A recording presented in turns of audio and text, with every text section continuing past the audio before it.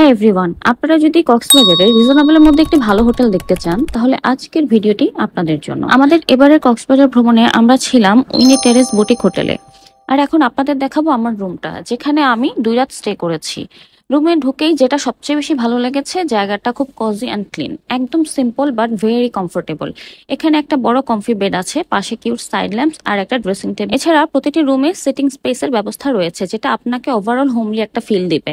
যদিও আমাদের রুমটা সি ভিউ না, তবুও ভেতরের অ্যাম্বিয়েন্সটা অনেক রিল্যাক্সিং, ভেরি লাইট অ্যান্ড খুব সুদিং।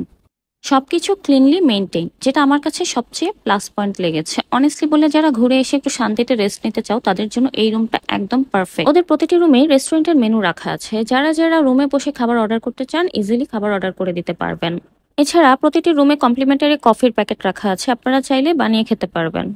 এই রুমে আপনারা টিভি, এসি সবকিছুই পেয়ে যাবেন। এখানে একটা সাইড মিরর রাখা আছে। এই হচ্ছে ওদের ওয়াশরুমটাও আমাদের কাছে বেশ পরিষ্কার পরিচ্ছন্ন মনে হয়েছে। ওদের ওয়াশরুমের শাওয়ার সেকশনটা ওরা আলাদা করেছে, যেটা খুবই ভালো লেগেছে। এছাড়া এখানে হেয়ার ড্রায়ারেরও ব্যবস্থা আছে।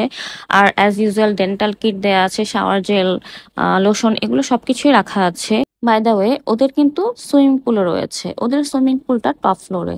ওদের সুইমিং পুল থেকেও খুব সুন্দর বিচ দেখা যায়। এছাড়া রুমের সাথে আপনারা পেয়ে যাবেন কমপ্লিমেন্টারি ব্রেকফাস্ট। যেহেতু আমরা 2 দিন ছিলাম, তাই আমরা 2 দিন কমপ্লিমেন্টারি ব্রেকফাস্ট পেয়েছিলাম। আমাদের ব্রেকফাস্টের প্রথম দিনের মেনু ছিল পরোটা, ভেজিটেবলস, ডাল, এগ, রাজমা, খিচুড়ি, চিকেন, চাউমিন, বিফ, সালাদ, এছাড়া ব্রেড, জেলি, বাটার ড্রিঙ্কস। এছাড়া আপনার জুসের মধ্যে ছিল পেঁপে এবং অরেঞ্জ জুস। আর ডেজার্টে ছিল গাজরের হালুয়া। ওদের ব্রেকফাস্ট টাইম সকাল 8টা থেকে 10টা পর্যন্ত, এর মধ্যে ব্রেকফাস্ট করতে হবে।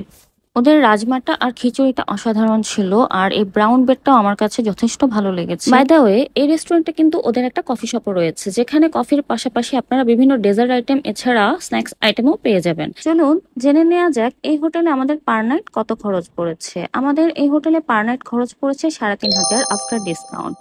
ভিডিওটি আপনাদের কাছে কেমন লাগলো কমেন্ট করে জানাবেন। এছাড়া লাইক, কমেন্ট, শেয়ার করতে ভুলবেন না। Thank you.